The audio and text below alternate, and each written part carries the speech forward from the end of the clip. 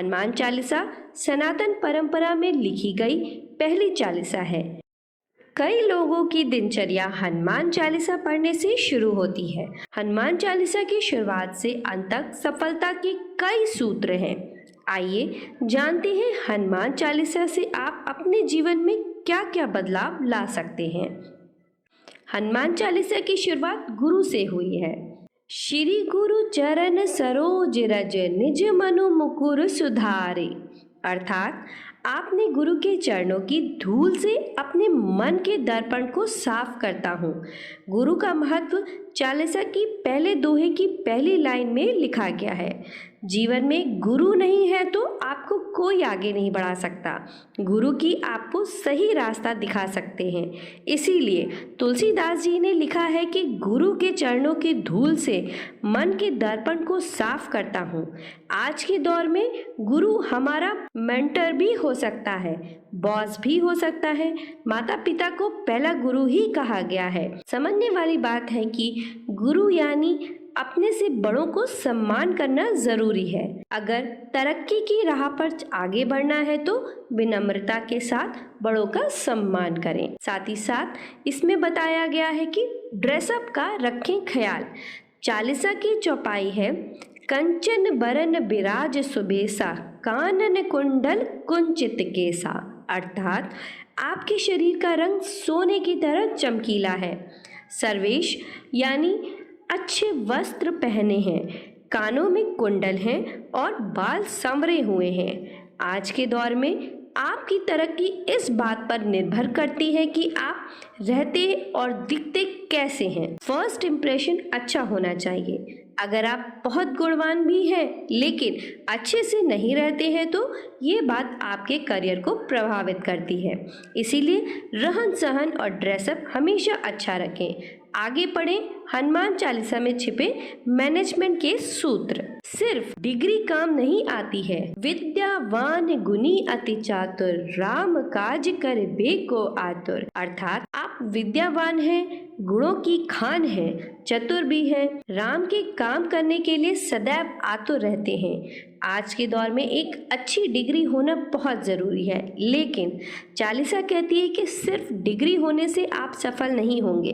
विद्या हासिल करने के साथ आपको अपने गुणों को भी बढ़ाना पड़ेगा। बुद्धि में चतुराई भी लानी पड़ेगी। हनुमान में तीनों गुण हैं।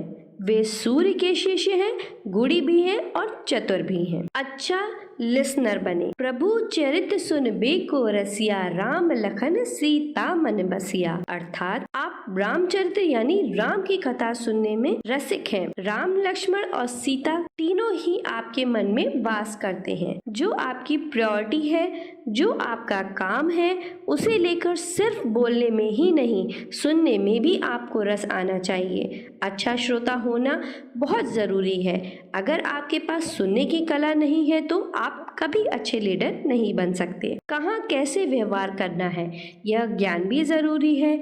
सूक्ष्म रूप धरी सिंह सी दिखावा, विकट रूप धरी लंक जरावा। आपने अशोक वाटिका में सीता को अपने छोटे रूप में दर्शन दिए और लंका जलाते समय आपने बड़ा स्वरूप धारण किया। कब कहाँ किस परिस्थिति में खुद का व्यवहार कैसा रखना है, ये कला हनुमान जी से सीखी जा सकती है। सीता से जब अशोक वाटिका में मिले तो उनके सामने छोटे वानर के आकार में मिले, वहीं जब लंका जलाई तो पर्वताकार रूप धारण कर लिया। अक्सर लोग ये ही तय नहीं कर पाते कि उन्हें कब किसके सामने कैसा दिखना है। अच्छे सलाहकार बने। तुम्हारे मंत्र विभीषण माना, लंकेश्वर भय सब जग जाना, अर्थात विभीषण ने आपकी सलाह मानी, वे लंका के राजा बन गए। सारी दुनिया जानती है हनुमान सीता की खोज में लंका गए तो वहाँ विभीषण से मिले। विभीषण को राम भक्त के रूप में देखकर उन्हें राम से मिलने की सलाह दे दी। विभीषण ने भी उस सलाह को माना और रावण के मरने के बाद वे राम द्वारा लंका के राजा बन गए। किसको कहाँ क्या सलाह देनी चाहिए, इसकी समझ बहुत आवश्यक है। सही समय पर सही इंसान को दी गई सलाह सिर्फ उसकी ही फायदा नहीं करती, आपको भी कहीं ना कहीं फायदा पहुंचाती है। आखिर में यह कहते हैं कि आत्मविश्वास की कमी ना हो। प्रभु मुद्रिका मेली मुख माई, जल दिला दी गए अचरज नाही। राम नाम की अंगूठी अपने मुख में रखकर आपने समुद्र को लांग लिया, इसमें कोई अचरज नहीं है। अगर आप में खुद पर और अपने परमात्मा पर पूरा भरोसा है तो आप कोई भी मुश्किल से मुश्किल टास्क को आसानी से पूरा कर सकते हैं। आज के युवकों में एक कमी यह भी है कि उनका भरोसा बहुत टूटता है। आत्मविश्वास की कमी भी बहुत है। प्रतिस्पर्धा के दौर में आत्मविश्वास की कमी होना खतरनाक है।